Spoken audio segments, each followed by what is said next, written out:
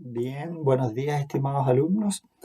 Nos encontramos después de una semana en la que, bueno, hemos tenido de todo en cuanto a noticias, unas no muy buenas, otras preocupantes. Así que habría que empezar a investigar cuáles son las positivas. Seguramente deben haber, ¿ah? Seguramente hay muchas cosas que en la vida personal nos han pasado que han sido buenas, pero lo que nos lleva siempre a dar gracias que una semana más estamos aquí, nos encontramos y hacer siempre voto porque las familias estén bien, que sus familias estén bien, que sus seres queridos estén con buena salud, a buen resguardo y no dejando de pensar, por supuesto, en aquellos que no la están pasando bien. Sabemos que tenemos ya muchas personas, digamos, que se han ido contagiando y de aquellas personas que se han ido contagiando, algunas eh, pasan por estados críticos, que debe ser difícil, obviamente, para las familias, y, y algunas no han logrado sobrevivir. Particularmente personas digamos, que han tenido algunas enfermedades de base que complica, obviamente, la recuperación. Es un tema importante. Nosotros por allí me ha tocado intervenir en un curso de ética y este tema se está tratando, eh, cómo debe actuar, por ejemplo, el personal médico frente, ojalá no lleguemos, pero a estados críticos donde haya que tomar ciertas decisiones. De hecho, los médicos lo han ido conversando y se han ido, digamos, ventilando algunos de los acuerdos que conforman este protocolo de los médicos. Pero bueno, independiente de que eso exista y que necesariamente tiene que existir, sobre todo cuando teniendo presente que nosotros no somos un país con tanta riqueza, por lo tanto, podría ser que en algún instante no todos tengan acceso a las camas críticas, a los ventiladores, o incluso más, a una buena atención, porque cuando ya sobrepasa ni en el mejor lugar van a tener una buena atención si es que los lugares están todos en colapso. En lo personal, siempre uno pide y reza porque esta situación no llegue a ese extremo. Pero si las personas no siguen, perdón, o si las personas siguen manteniendo su incredulidad, incluso algunos de los que me estén escuchando, que pueden sentir que todavía esto es una exageración, yo pienso que solo hay que empatizar, solo hay que empatizar. Hay una novela, yo creo que a lo largo de los años en algún minuto la comenté, que es ¿Por quién doblan las campanas? Y el poeta eh, Hemingway escribe la obra, es una obra famosa, se ha hecho esta película, ¿no? Pero la dedicatoria de la primera página de la novela habla de lo que fueron las guerras en Europa. Y las guerras hicieron que la población disminuyera muy fuertemente. Y entonces el poeta, en esa dedicación a aquellos que han partido, indica el sentimiento de lo que significa para él haber perdido a esas personas. Eran parte de sus propios pueblos, eran su gente. Por tanto, cuando se pierde uno, todos perdemos. ¿Mm? Y por eso hace alusión a esto, porque obviamente que los pueblos en ese entonces y hasta en nuestro mismo país, las campanas de la iglesia, cuando no suenan en las horas de misa, era porque una persona había fallecido. Entonces de esa manera se enteraba el pueblo. A eso se le llama doblan las campanas. Para nosotros la traducción no española sería suenan las campanas. Entonces, en su sentimiento final, él dice que efectivamente cuando muere alguien, pierden todo un pueblo. Por eso nunca preguntes por quién doblan las campanas. Doblan por ti. Eso es lo que yo pienso que interpreta lo que en este minuto está pasando. Puede que en alguno de ustedes el concepto sea que no es para tanto ni es tan grave. Pero el día de hoy 22 personas han fallecido producto de este virus. Y eso ya nos afecta. Fueron 22 chilenos y son 22 familias. Hasta el día de ayer, me imagino que la cifra se modifica. Hoy día es sábado, bueno, ayer viernes se modifica de nuevo. Entonces, no podemos ser indiferentes. E incluso más, no podemos ser indiferentes a los que por otras razones también partieron ayer. Entonces, por eso es que uno tiene que dedicar una reflexión a eso. La gente, uno que muera por cualquier razón, es algo que nos disminuye a todos como pueblo chileno. ¿Mm? Y nosotros sabemos de lo que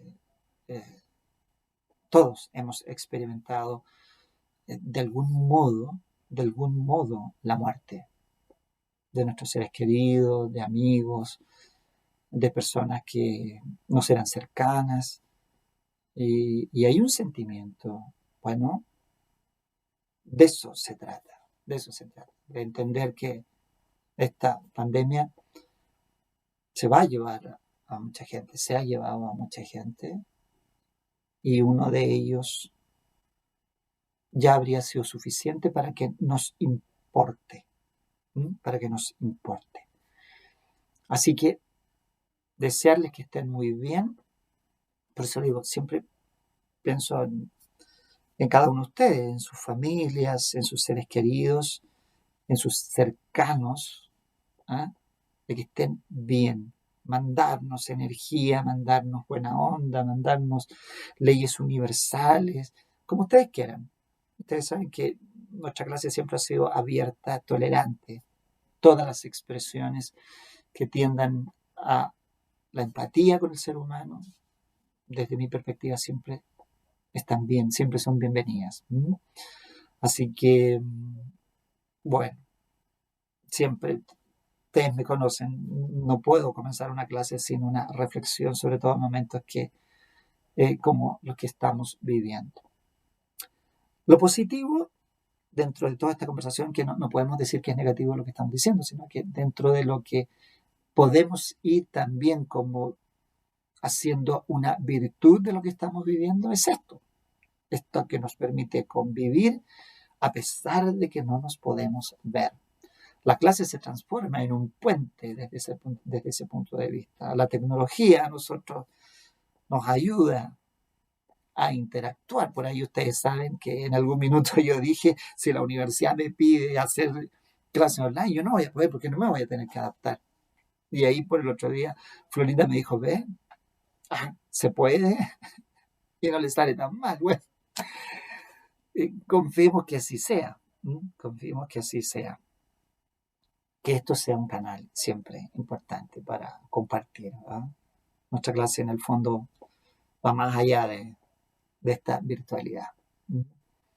Bien, pues, dicho esto, que espero que lo conversen, espero que sea, no sea como me dicen por allí, yo me quedo con la última palabra.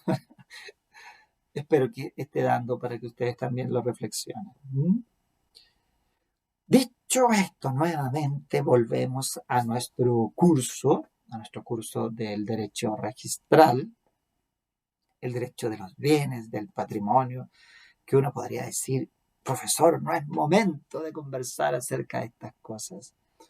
Pero sí, siempre va a ser momento. ¿Por qué? Porque yo no sé a quiénes van a asesorar ustedes. ¿Mm? Y en momentos como este, por ejemplo, donde la crisis que sigue a la enfermedad seguramente va a ser la crisis económica. No hablaremos de esto hoy día, porque obviamente estamos en la parte de la asignatura, pero se van a producir algunos conflictos y es bueno entonces que nosotros, por ejemplo, conversemos, sobre todo de lo que estamos hablando, de la traslación y la transferencia de la riqueza. He escuchado esta noche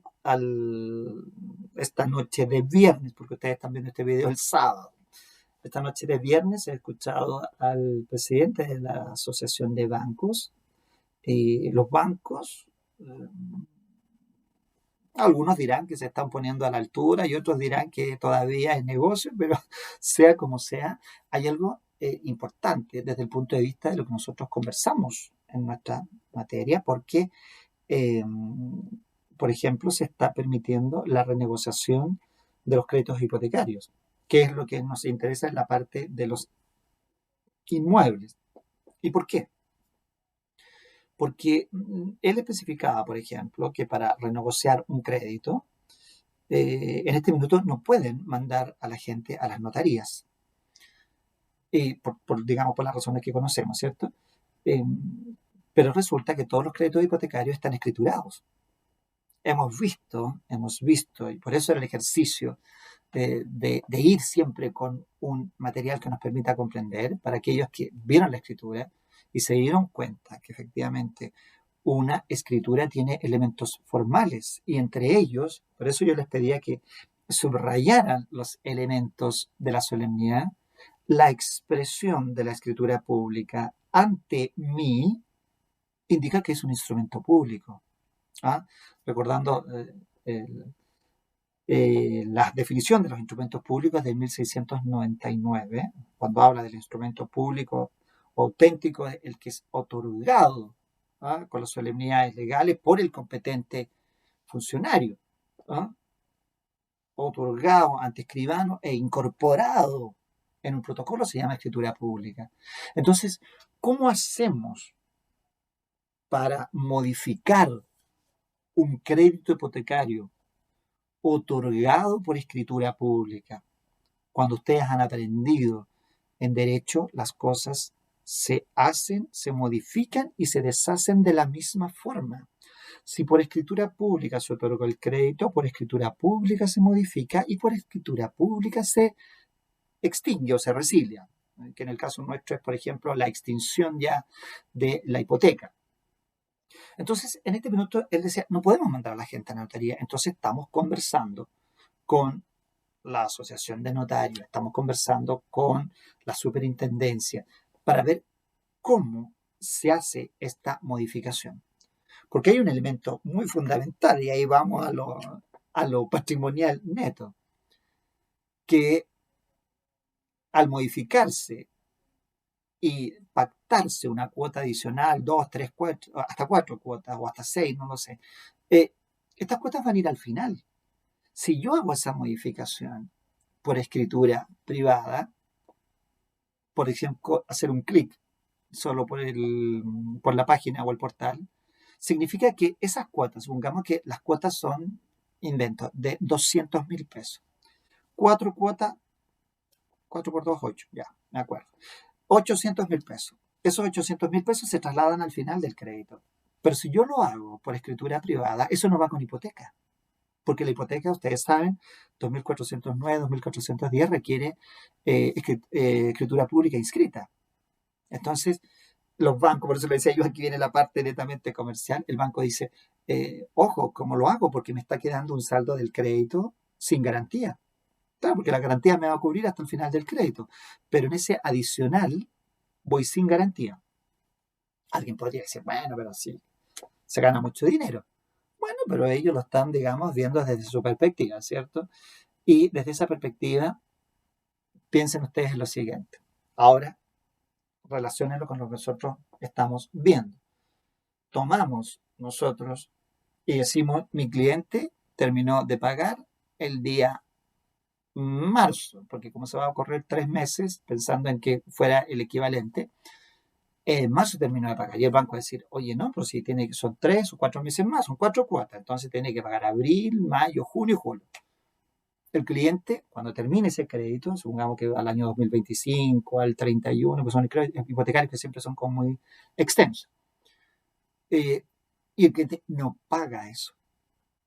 Esas 4 cuotas no están cubiertas con una garantía hipotecaria. Por tanto, el banco tendría que demandar y hacer un juicio por confesión de deuda, o a lo mejor tendría que, no sé, eh, un pagaré, quién sabe. eh, de lo contrario, ir a juicio ordinario y declarativo. Entonces, claro, ellos lo piensan desde la perspectiva netamente comercial y dice, tenemos que ver cómo vemos eso. Pero, siguiendo con el ejemplo, usted está asesorando a quien compra el inmueble. Eh, entonces, allá, en el año, cuando esté terminando y estén esas cuotas más allá. Entonces usted le dice, oiga, pero yo necesito el alzamiento de la hipoteca, porque si no, el título va a estar contaminado, porque va a tener, mi cliente lo va a comprar y le va a aparecer una hipoteca. Entonces usted le dice, primero tiene que alzar la hipoteca. Ese cliente va a ir al banco ya después de 10 años, ya nos olvidamos de la pandemia. Y vamos a decir, oiga, ¿sabe qué? Vengo a alzar eh, la hipoteca porque yo en marzo terminé de pagar el crédito. Y el funcionario va a decir, sí, terminó de pagar el crédito. Pero después decir, oiga, pero a usted le quedan 4 cuotas. Sí, pero el crédito hipotecario terminó. Y los otros 4 no están con hipoteca. Entonces el banco va a estar complicado y decir, no, le alzo la hipoteca, le alzo la hipoteca. Legalmente debiera alzarla porque el crédito hipotecario va a estar pagado, ¿no? Ahí podría aparecer 2 cosas. Una, que el banco diga, tengo que alzarlo, porque el crédito en efecto está pagado. Y este es un crédito de consumo a largo plazo que yo di. Y lo que después lo vamos a ver no creo que en esta clase todavía, pero sí cuando veamos, así como lo hicimos el otro día, un certificado de hipotecas y gravamen. Vimos uno de dominio el otro día, vamos a ver en el día de mañana, el día de la próxima clase seguramente uno de hipotecas y gravamen. Y nos puede aparecer la famosa cláusula de garantía general hipotecaria. Entonces, esa cláusula, ustedes como abogados de sus clientes generalmente la tienen que leer muy bien, porque ahí dice que la cláusula de garantía general hipotecaria, que es una práctica de los bancos, es una especie de segunda hipoteca. La primera hipoteca cubre el crédito hipotecario y la segunda cubre cualquier otra obligación que tuviere el cliente con el banco. Entonces, si yo fuera malo, abogado del banco, le diría, no importa que las renegociaciones se hagan sin documento firmado ante notario por escritura pública. Porque cuando se constituyó el crédito hipotecario por primera vez, se pactaron 2 hipotecas. La primera, que financiaba, que garantizaba el crédito hipotecario, y la segunda, que era la cláusula de garantía general hipotecaria. Pillería de banco, ahí me pongo como abogado de banco, por ejemplo, ¿no? Entonces, diríamos, no tengo que preocuparme porque esta segunda hipoteca, esta cláusula de garantía general hipotecaria, me cubriría ese eventual crédito de 3 o 4 cuotas que postergamos para el final del crédito. Una posibilidad, una posibilidad. La otra es que el cliente también diga, en su posición de negociando, diga, no hay cláusula de garantía general, el crédito terminó en marzo, usted me alza el crédito. Ahí el banco tendrá que proceder sí o sí al alzamiento. Va a haber un tira y afloja y seguramente esto que estamos conversando ellos también lo van a discutir. Lo decía el dirigente aquí de los bancos que lo están conversando y obvio. Pero para usted como abogado es un elemento que tiene que conocer porque independiente del deudor y de ese banco usted es el abogado del cliente que quiere comprar esa propiedad. Entonces, usted quiere comprarla sin problema. A mí no, que las 3 cuotas, que las cuotas al final, a mí me venden la propiedad sin hipoteca y yo pago. Si no, no. Estudio de título. Entonces, a ustedes seguramente como generación de abogados futuros les va a tocar analizar las compras con esta modificación. ¿Ah? Seguramente ya, Dios mediante, cuando la pandemia vaya terminando, se va a producir un flujo fuerte de transferencia de propiedades. No sé si han escuchado que en estos días se produjo un sobrestock muy rápidamente, porque no hay gente comprando. Y a pesar de que los intereses han llegado a niveles, digamos, bajísimos, nadie se está endeudando porque tampoco hay seguridad en el empleo.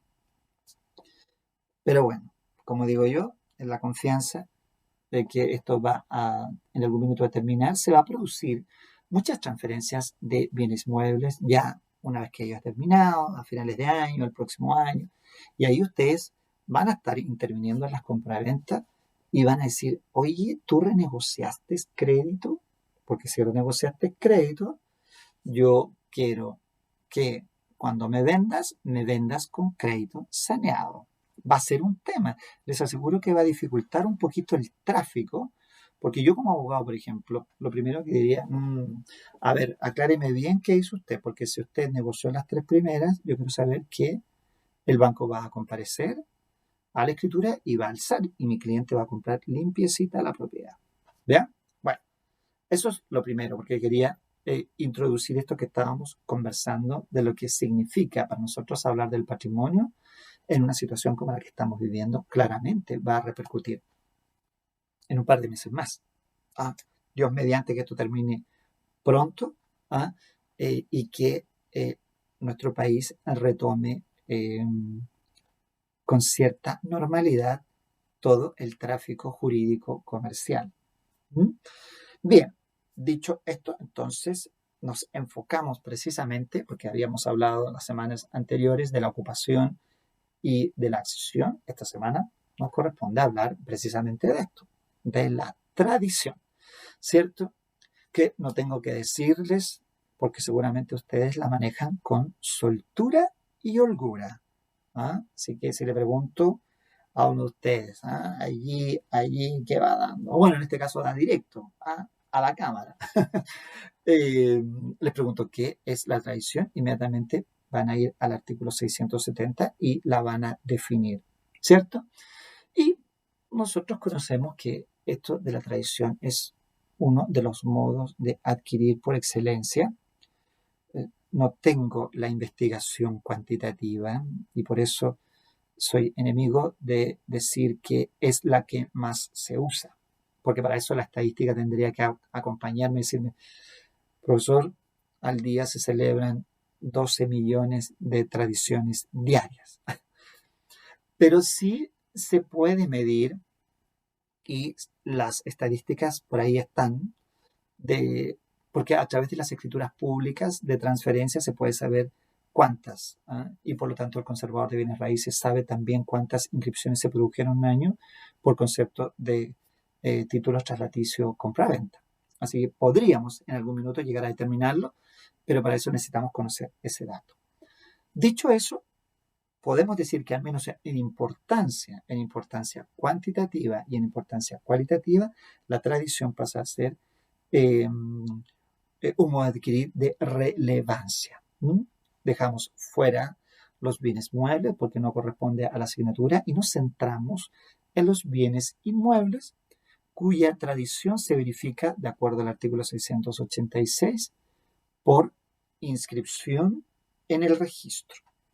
¿Se acuerdan que en el video de la semana pasada, en el video taller, precisamente se estudiaba esto? La copia del dominio tenía los vocablos, que era inscripción, registro. Por tanto, lo que teníamos, ese papel, un papel representa una tradición. Así como en los bienes muebles, uno le dice al alumno que señalar ese libro es el que necesito. Teníamos longamano y quedaba hecha la tradición por la sola circunstancia de apuntar, de estirar, de indicar. Era tradición, es algo simbólico, gráfico incluso, lo puedo representar así. En cambio, en el caso de la tradición, lo que representa es el instrumento que otorga el conservador, que es una copia de la tradición que está en el libro que él custodia, ¿cierto? Yo tomo una hoja de ese registro y digo, esta hoja representa simbólicamente una tradición. Aquí le antecedió a esta inscripción un título traslaticio del dominio, que es la escritura pública, que por eso ustedes ya la conocieron también.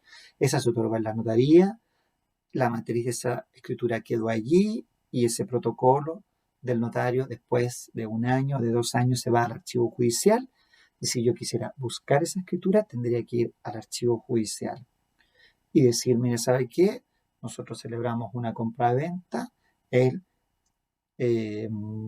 4 de abril, el 4 de abril del año 2000, por ejemplo, y entonces el archivero buscará ese protocolo y dice, aquí está. Y ahí uno encuentra la matriz, la original. Pero ¿dónde encuentro la tradición?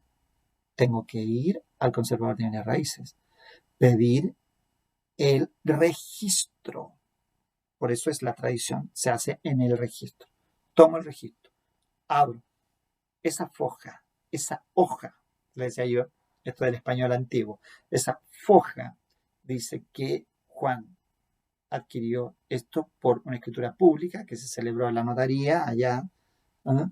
Y que efectivamente se trata de un inmueble, se indica el dueño, se indican los deslindes, se indica dónde está el título traslaticio, que dirá en la notaría, y la firma del conservador. ¿Ven? Así como lo vieron en el video de ayer. Bueno, así es la tradición. Mucho se ha dicho acerca de la función que desempeña la tradición del 686. Y en esto, obviamente, hay una función esencial. El 686 lo indica. La tradición es para transferir el dominio. Pero también recuerden ustedes que han estudiado el 682, que señala que si el tradente no es dueño, no se pueden transferir más derechos de los que tiene. Pero 682 y 683 se complementan para decir que si el tradente no era dueño, el adquirente entra en posesión. Y si entra en posesión, ustedes ya lo saben la consecuencia, va a poder adquirir por prescripción. Cuando en algún minuto veamos los principios del derecho registral, una de las aspiraciones de si uno lee, por ejemplo, las entrevistas a la Asociación de Conservadores, la aspiración sería que el registro, teniendo presente el mensaje del Código Civil, digamos, alcanzara a identificar inscripción, posesión, dominio. Es decir, que quien tiene la inscripción conservatoria tiene posesión y dominio. Que se pudiera lograr alcanzar esa identificación, esa identidad entre estos 3 elementos: la inscripción, la posesión, el dominio. Ustedes lo leyeron en el mensaje, no me cabe ninguna duda, de principio a fin, todas sus letras, ¿cierto? Bueno, saben de lo que estoy hablando entonces. El propósito de Bello al crear el sistema registral era que en algún minuto se llegaran a identificar. Pero como todo en la vida, uno tiene planes, tiene sueños y no todos se logran. Pero la mayoría sí. Yo tengo que decirlo, siempre lo comparto con ustedes. En algún minuto yo estaba en la universidad cuando yo dije, yo un día quiero ser profesor. ¿Ven? Y lo alcancé. A lo mejor no soy brillante, no alcancé todo ah, lo que ustedes merecen. Pero bueno, algo trato de hacerlo lo mejor posible. Pero bueno, Bello en su mensaje, que efectivamente manifiesta esta aspiración, no logra con los años esto eh, concretarse, seguramente por el mismo germen que contiene el código, que fue desde ya anticipar que podían existir inmuebles inscritos y no inscritos. ¿Y por qué razón? Por un principio que también vamos a ver cuando veamos los principios registrales, que la inscripción registral no es obligatoria. Yo a veces le pregunto así, sí, de malo, a modo capcioso, al alumno. Le digo, en una compraventa, ¿cuál es el plazo para inscribir el dominio? Entonces el alumno se empieza a pensar, ¿eh? Y a veces dice, invento un plazo, 30 días. Después digo, no. Profe, 5 años. No, le digo yo. De alguna manera se confunden, porque cuando hablamos de la inscripción tradición, que es la que estamos conversando, no hay plazo. ¿Y por qué no hay plazo? Porque no es obligatoria. Alguien dice, pero es que no puedo imaginar que alguien compre una casa, un departamento por el que ha pagado millones de pesos y no la inscriba en el conservador de bienes raíces. Pues ha pasado. Una vez, 2 veces, cientos de veces, en que se celebra la escritura, a veces incluso por responsabilidad de los abogados, porque el abogado llega y hasta la firma de la escritura de ahí se retira. Y le dice al cliente, no, ahora tienes que llevarlo al conservador y le inscribe. El individuo ni siquiera a lo mejor maneja esta expresión. Nunca la inscribió, se la llevó para su casa, la guardó ahí entre sus buenos libros y ahí está. Nunca se inscribió esa propiedad. ¿Hay nulidad? No. ¿Por qué? Si es la tradición. Pero el problema es que nunca se inscribió. Bueno, ese es uno, por eso le digo yo que como no es obligatoria la inscripción, se produce este fenómeno. Así que, bueno, retomamos el punto inicial diciendo efectivamente que en este modo de adquirir que se verifica por inscripción en el registro, es un tipo de tradición simbólica, pero cuando el tradente es dueño. Si el tradente no es dueño, no se transfiere el dominio. Bueno, la aspiración de Bello, que no se logra, termina en los tribunales. Ustedes saben que para nosotros todos los conflictos terminan ahí. ¿Y por qué? Porque se produce la ya antigua y reiterada discusión entre el valor que se le asigna a la inscripción conservatoria. ¿Es dominio o es dominio mientras otro no justifique un título distinto? Por aquí ustedes pueden ver, Tratado de los Derechos Reales, Alessandri, un clásico de la literatura. Pero aquí al ladito está este ejercicio muy bueno que hizo don Emilio Rioseco. La posesión inscrita ante la jurisprudencia. Por si alguien por ahí lo ve en los libros viejos. ¿Eh? Este libro lo que hace es un ejercicio bien interesante, más o menos desde sentencias muy tempranas, en algunas muy, mire, 1930, 1911. Me acuerdo esa primavera de 1911, fue muy bonita. 1916, me acuerdo también de ese año. Un invierno muy lluvioso.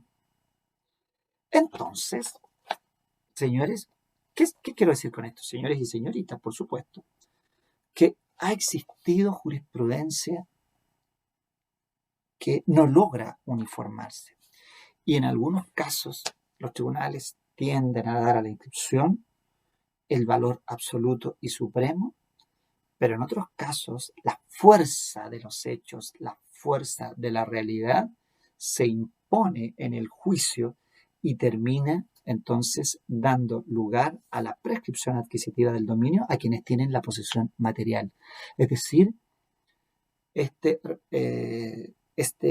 institución, este sistema de adquisición del dominio de los bienes inmuebles por inscripción registral, obvio que es el propósito y seguramente debe constituir la mayoría de las transferencias de los bienes en este país, de los bienes inmuebles. Pero mucha de la discusión jurisprudencial, precisamente, muy por eso se habla, se da en los tribunales, y en los tribunales se da porque hay personas que alegan que tienen inscripción, pero otros que alegan que tienen posesión material. Y esa posesión material, en algunos casos, cuando logra construirse y demostrarse que está por sobre la inscripción de papel, diría Peñaguilillo, bueno, y la doctrina en general que habla de inscripciones de papel, quiere decir que eso es una forma de decir que el sistema todavía sigue siendo no perfecto. Digamos, perfecto en el sentido de lo que Bello postula como propósito en el mensaje del código. Que por supuesto esta idea del autor está expresada, ustedes saben, por quien redacta el mensaje en tiempos de el envío al Congreso. ¿Se acuerdan quién estaba como presidente? Exactamente, don Manuel Montt Balmaceda. Montt Balmaceda, si no me equivoco, y qué lapsus tan fuerte y en cámara todavía.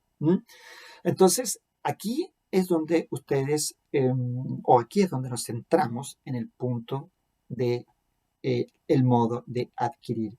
El modo de adquirir tradición, nosotros lo hemos estudiado cuando llegamos al mundo de los bienes bajo 4 requisitos esenciales. Sin esos 4 requisitos podemos tener otra figura, pero no tenemos tradición.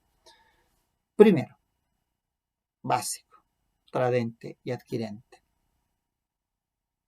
Acto jurídico tiene que tener consentimiento y consentimiento sin vicios. Tercero, la famosa existencia del título traslaticio del dominio, que según don Manuel Somarriba, allí el muchacho Manuel Somarriba, es el único modo de adquirir que por ley exige un título que le anteceda. Así dice el 675, ¿cierto? Y cuarto requisito, la entrega. Y esa entrega, en materia de inmuebles, ustedes ya lo saben, es una entrega simbólica, porque esa entrega se verifica inscribiendo el título en el registro de propiedad que lleva el conservador de bienes raíces.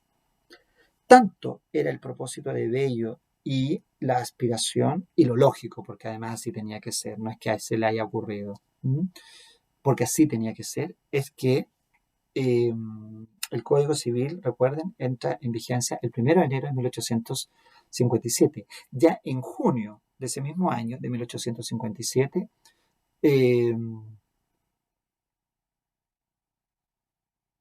se dictó el reglamento conservatorio. El reglamento conservatorio de bienes raíces viene a ser la explicitación del modo de adquirir del 686. Porque el 600, por eso nunca olviden estos dos vocablos. El 686 dice, inscripción en el registro. La inscripción es el proceso mediante el cual, para este efecto, el conservador practica esa tradición. Porque el conservador le dice, ante usted se tiene que verificar la tradición. ¿Y cómo la verifica? Traen el título y él lo inscribe. ¿Y cómo lo inscribe? Siguiendo las reglas del 78, indicando las partes, indicando la notaría en que se encuentra el título, los deslindes y la firma. Toda esa solemnidad se llama entonces tradición, pero esa tradición es el único de los modos de adquirir del Código Civil que recibe una regulación completa a través de un reglamento, que es el reglamento conservatorio. ¿Ya? ¿No lo tengo por aquí? Ah, bueno, acá lo tengo. Tengan cuidado, eso sí, que no todos los códigos tienen el reglamento completo. ¿Ya? ¿Y por qué se los digo? Porque en algún minuto vamos a analizar el artículo 12 y 13 del reglamento y no todos los códigos lo traen. Quiero verificar porque me parece que precisamente el, el Código Civil de la editorial jurídica no lo tiene. ¿Mm? Pero bueno, veamos si en este caso 303, porque les decía yo, ahí prefiero que lo bajen de la página del Congreso para que lo tengan. A ver. Claro, ¿ven?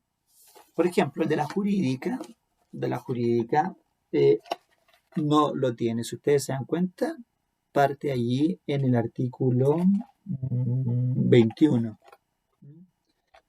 ¿Ven? Y se fijan, ahí también está la fecha que efectivamente es del 24 de junio de 1857. ¿Ven? A poco andar de unos 6 meses de que había entrado en vigencia el Código Civil. Bueno, les decía yo, bajen el reglamento porque vamos a analizar en algún minuto los artículos 12 y 13 que son fundamentales. Pero en lo concreto, en lo que estamos conversando, la importancia del reglamento es esa, porque en el fondo traduce un modo de adquirir que es el modo de adquirir tradición. Bien. En términos de lo que son los requisitos de la tradición, el taller de la semana pasada nos permite fácilmente observar, porque ahí están las partes, ¿se acuerdan? También está el consentimiento, pero el consentimiento está expresado de una manera obviamente remota. ¿Por qué remota a propósito de esto mismo? Porque cuando se habla del consentimiento se está hablando del título que dio origen, y en el título que dio origen a esa inscripción es donde está el consentimiento. Así que es una referencia de orden, como dije recién, que no está presente, pero sí subliminalmente está en la mención que se hace al título. Porque si miran la escritura, y aquí los invito a hacer también ese ejercicio. Recuerden que ustedes tienen una escritura pública que hay que llevarla como ejercicio. Vayan, dependiendo de la escritura, al artículo o a la cláusula 2 o 3 de su escritura y se van a encontrar con que ahí dice: por el presente instrumento, don fulanito vende, cede y transfiere a. Eso es muy típico, ¿eh? Eso es muy típico, que es una especie de construcción diríamos, de secuencia. Vende, cede y transfiere. En el fondo, jurídicamente lo único que se hace es vender, porque la escritura es una escritura de compra-venta y la tradición no se hace en la escritura pública. La tradición se hace cuando esa escritura se presenta al conservador y el conservador, mediante extracto, inscribe. Después vamos a ver eso cuando analicemos las características de las inscripciones. No lo vamos a ver todavía porque estamos haciendo la pasada general por los modos de adquirir y ahora nos detenemos en la tradición. ¿Bien? Bueno, entonces les decía yo que en esa inscripción podemos visualizar los requisitos. Entonces tenemos las partes, tenemos el consentimiento, tenemos la indicación del título, porque recuerden que dice que la escritura se celebró en tal parte, y ahí está el título traslaticio que antecede. Y la entrega, y ahí por eso a veces cuesta tanto que el alumno comprenda cuál es la entrega. Esa, la entrega es ese documento. Si ese documento se genera, si alguien quisiera decir, y de hecho se ha discutido en juicio, El instante en que se produce la entrega es el instante en que el conservador transcribe el título. Si usted fuera funcionario del conservador, le llegaría la escritura y usted dice, ya, aquí don Juan le vendió a don Pedro, la escritura está en la notaría, los del link de la propiedad son estos, listo, tiene lista la foja, se la lleva al conservador, el conservador la firma, está hecha la entrega. Está hecha la entrega. Eso es una entrega obviamente simbólica, ¿cierto? Superman es el único que puede hacer entregas, digo yo, siempre directas, porque levanta la casa y la lleva. Bueno, entonces, teniendo presente ese taller, no lo olviden, la tradición queda realizada en ese instrumento en el momento en que se produce, en el momento que se verifica, en el momento que se construye, si ustedes quieren llevarlo así, la inscripción conservatoria.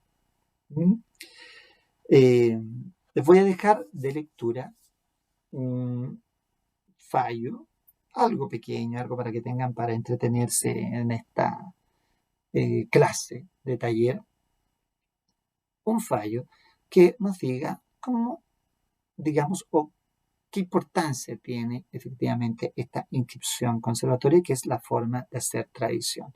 Porque la inscripción de alguna manera ya la vimos en el video taller de la semana pasada. Veamos ahora un poco en la realidad jurisprudencial, cómo funciona una inscripción conservatoria.